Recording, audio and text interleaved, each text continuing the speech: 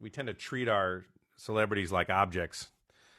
And I just want to remind everybody, my first thought when all this went down was, Akira Toriyama's actual family and the people he knew and the people of Japan at large and the Japanese cast is who I'm thinking about. It's not that I don't have love and respect for American fans, but I did want to respect the public space of them to be able to articulate their feelings without, the commingling of everything else, and you know what I mean? And there's a lot of, and it's a different thing for me, I think, than it is for the cast than it is for fans at large, even though we're fans in our own way. And it hit me pretty hard from a lot of perspectives. And the reason the title of this stream is Akira Toriyama Sensei Saved My Life and I Never Even Met Him is not a metaphor. It's quite literal. And I'll explain it here in a second. But what I wanted to do with everybody is I wanted everybody just want to have a moment of silence where everybody doesn't type in the chat for a second. And I wanted everybody to think about how, because here's what's astounding about this man. And he's not the only one who's been able to do this, but it's probably a handful of people on Earth who've been able to do this. Think about just what one person can do,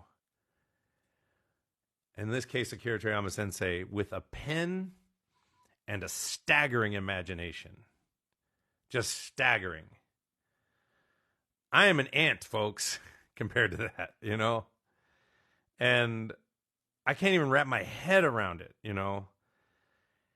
And so what I wanted to do is just kind of take a moment of silence here in a second, and I want everybody to think about how directly this art and this man and his actions by making this show and this manga especially changed your life and affected you, and how it, we're all here talking to each other because of it.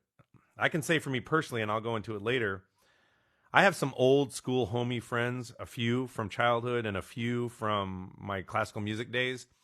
But the vast majority, 95, 99% of every single close friend I have, and my partner, and everything you see in this room, everything is just because he decided to pick up a pen and start drawing.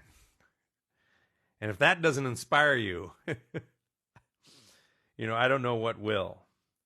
But there's a number of things I can say. But before I do that, we'll do this silence here in a second. I want to get a few things off my chest. But I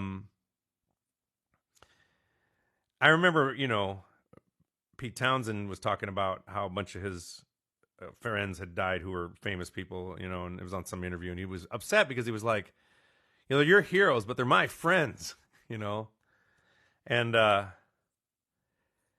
I never met him. Obviously, we were not friends, but I have met some of the Japanese cast, and I know they've got to be just, I can't even imagine.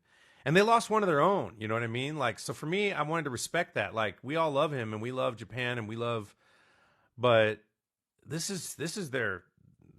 they lost a national treasure for them and for the world. And so I wanted to really just take a space to grieve myself and to process it myself and to let them have their space to process it them.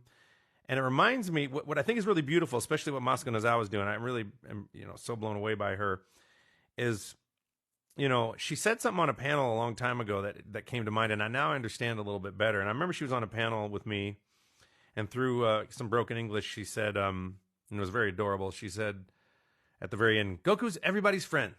And I remember thinking, no, he's not. If he comes and messes with your planet, he'll kill you. But that's not what she meant, I don't think. I'm speculating here. I have some food on my face. I said, did I not wipe up after dinner? I don't know.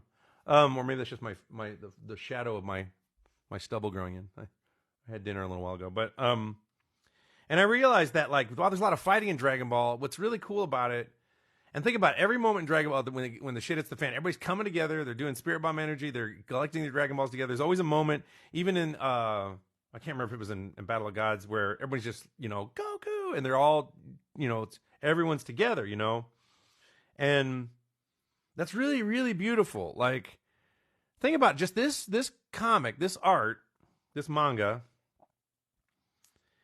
it's brought countries together. Like, I'm sure, Japan-American relations, like, I would even wager that, like, if for some reason we had a conflict with Japan and manga or Akira Toriyama or Dragon Ball didn't exist, I think that we could avoid conflict if had that happened. Meaning, if there was ever a problem, I feel like the art and the love and would save us. I think if we'd had manga and well, maybe they did exist during World War II and World War I.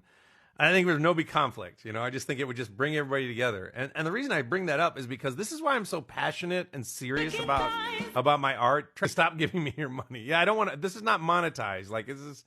I'm seeing people monetize on Akira Toriyama's death, and I'm disgusted by it. So, that's people, but what they're gonna do. But I guess the point is that I was talking about Masako Nozawa and how Dragon Ball just brings everybody together. Like, it's a show about fighting that brings everybody together. Like, I mean, it's more than a show about fighting. But when I got on, when I first got on the show, I took the money I earned and I started going to therapy and working on myself and improving myself internally, just like Goku goes to the gym, et cetera, et cetera, And I guess that's all I want to say right now until I think of something else, because I got distracted by the chicken thighs.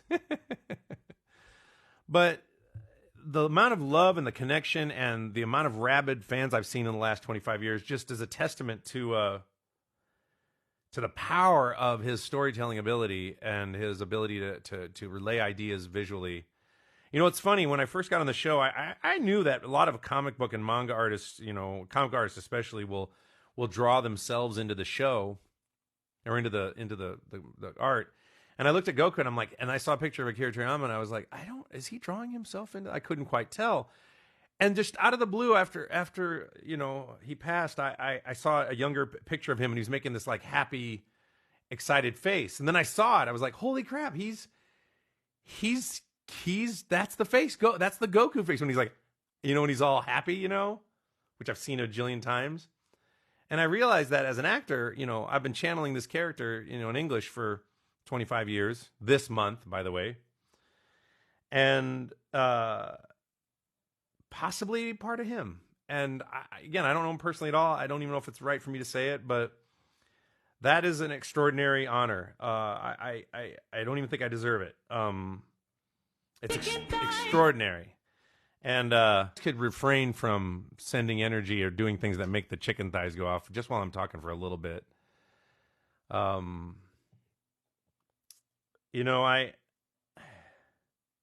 spent a lot of years in therapy and doing psycho-spiritual work and thinking about the connection of everything. And how I was a lost person when I got on the show, and I was really looking for the thing that would be my purpose in life, right? I thought it was French horn, and I was doing that for a while. And I'm not a big prayer guy. I'm a functional atheist and world's angriest Buddhist, but I did a little meditation, put it out in the universe, just give me something that I could commit to, that I would treat like gold. And right after that, I auditioned for Dragon Ball, and it was my first audition, and I got the lead, which was shocking and undeserving probably. And then I decided to go hard and just commit, which is what I do with art. When I'm passionate about something, it's go 100 bajillion% or go home. And that was true on French horn. It's true on Dragon Ball as well. It's just how some people think I take it too seriously, and then I go, well, that's why I'm good at it.